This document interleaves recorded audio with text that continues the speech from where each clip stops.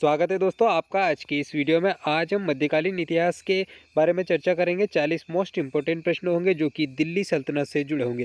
दोस्तों आज के इस वीडियो में मध्यकाल के 1206 से लेकर 1526 तक के इतिहास के इम्पोर्टेंट प्रश्नों के बारे में डिस्कस करेंगे।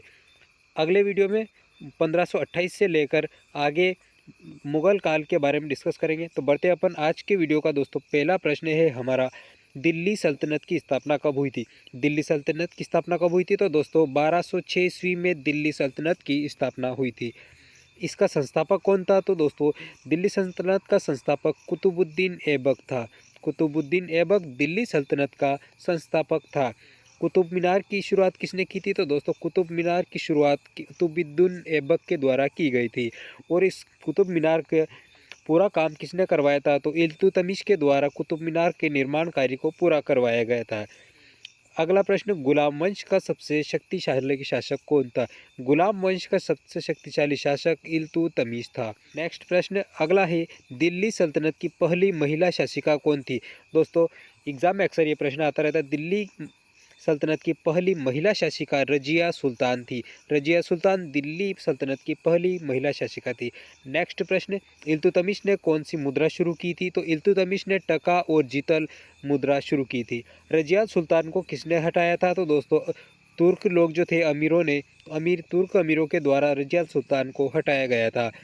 इल्तुतमिश ने दिल्ली को कौन सी उपाधि दी? दोस्तों इल्तुतमिश जो था इसने दिल्ली को कौन सी उपाधि दी? तो दोस्तों इसे इस्लाम का केंद्र की उपाधि दी थी इल्तुतमिश के द्वारा।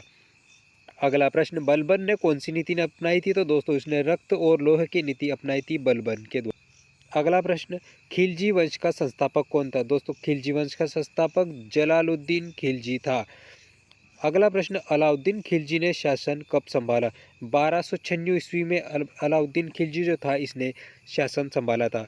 अगला प्रश्न, अलाउद्दीन खिलजी ने कौन सा बाजार सुधार किया? तो दोस्तों मूल्य नियंत्रण बाजार सुधार कार्य किया था अलाउद्दीन खिलजी ने। अलाउद्दीन खिलजी ने चित्तौड़ पर हमला कब किया था? तो दोस्तों चित्तौड़ पर खिलजी ने हमला कब किया था? 1303 ईस्वी में चित्तौड़ पर हमला किया था। पद्मिनी किसकी रानी थी? तो दोस्तों पद्मिनी जो थी वो राणा रतन सिंह की रानी थी। अगला है दोस्तों 16वां प्रश्न, अलाउद्दीन खिलजी ने दक्षिण भारत पर कब आक्रमण किया? अलाउद्दीन खिलजी जो था इसने दक्षिण भारत पर आक्रमण कब किया था? तो 1306 से 1311 ईस्वी में इसने दक्षिण भारत पर आक्रमण किए। मलिक काफूर कौन था? तो मलिक काफूर दोस्तों खिलजी का सेनापति था।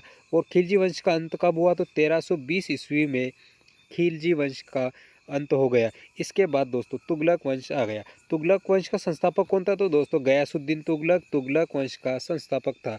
तुगलक वंश का संस्थापक कौन था? गयासुद्दीन तुगलक।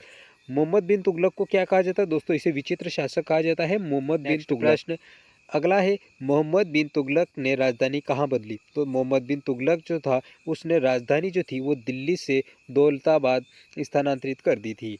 उसने तांबे की मुद्रा क्यों जारी की थी मोहम्मद बिन तुगलक ने? दोस्तों सोने की कमी के कारण मोहम्मद बिन तुगलक ने तांबे की मुद्रा जारी की थी।